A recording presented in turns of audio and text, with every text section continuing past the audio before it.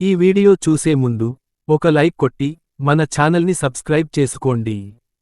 ప్రతి ఒక్కరూ తప్పనిసరిగా కొన్ని వంటింటి చిట్కాల గురించి తెలుసుకోవాలి. ముఖ్యంగా ఆడవారికి ఎంతో ఉపయోగపడే కొన్ని అద్భుతమైన వంటింటి చిట్కాల గురించి ఈ వీడియోలో తెలుసుకుందాం. ముందుగా ఈ వీడియోకి ఒక లైక్ కొట్టి మన ఛానల్ని సబ్స్క్రైబ్ చేసుకోండి.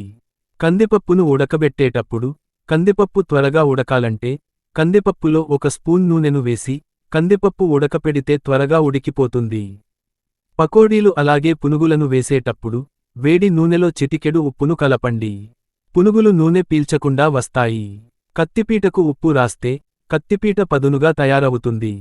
కూరలో కారం ఎక్కువైతే ఒక స్పూన్ నెయ్యిని కలపండి. కూరలో కారం తగ్గి చాలా రుచిగా ఉంటుంది. ఎప్పుడైనా పెరుగు పులుపు వచ్చినప్పుడు పెరుగులో ఒక చిన్న కొబ్బరి ముక్కను వేయండి. పెరుగులో పులుపు మొత్తం తగ్గిపోతుంది. అలాగే పెరుగును తోడు పెట్టేటప్పుడు పెరుగుగడ్డలాగా రావాలంటే తోడు పెట్టిన పాలలో ఒక ఎండుమిరపకాయలు వేయండి. పెరుగు చక్కగా తోడుకొని గడ్డలా తయారవుతుంది. ఉల్లిపాయలు కోసేటప్పుడు కన్నీళ్లు రాకుండా ఉండాలంటే ఉల్లిపాయలను 5 నిమిషాల పాటు నీటిలో వేసి తర్వాత ఉల్లిపాయలను కట్ చేస్తే కన్నీళ్లు రాకుండా ఉంటాయి. బెండకాయ ఫ్రై చేసేటప్పుడు బెండకాయ ముక్కల పైన కొంచెం నిమ్మరసాన్ని చల్లండి. బెండకాయ కూర జిగురు లేకుండా చాలా క్రిస్పీగా వస్తుంది. పూరీలు బాగా పొంగాలంటే పూరి కలిపే పిండిలో ఒక స్పూన్ బియ్యపిండిని కలపండి. పూరీలు బాగా పొంగుతాయి. ఒక్కోసారి ఇంట్లో వంట చేసేటప్పుడు కూరల్లో ఉప్పు ఎక్కువైపోతుంది. అలాంటప్పుడు కూరలో కొంచెం నిమ్మరసాన్ని కలపండి. కూరలో ఉప్పు తగ్గిపోతుంది.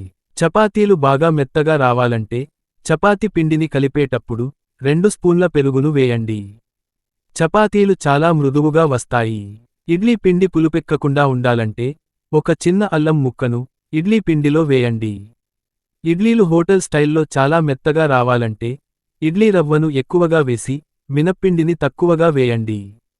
ఇడ్లీలు చాలా మెత్తగా రుచిగా వస్తాయి. అలాగే దోసెలు వేసేటప్పుడు పెనానికి దోసెలు అతుక్కోకుండా రావాలంటే పెనం పైన వంకాయ ముక్కతో రుద్దండి. దోసెలు అతుక్కోకుండా ఈజీగా వస్తాయి. ఇక పంచదార డబ్బాకు చీమలు పట్టకుండా ఉండాలంటే 2 మిరియాలను పంచదార డబ్బాలో వేయండి. బియ్యంలో పురుగులు రాకుండా ఉండాలంటే బియ్యం డబ్బాలో కరివేపాకును వేయండి. ఈ వీడియో మీకు నచ్చితే లైక్ చేయండి అలాగే సబ్స్క్రైబ్ చేసుకోండి.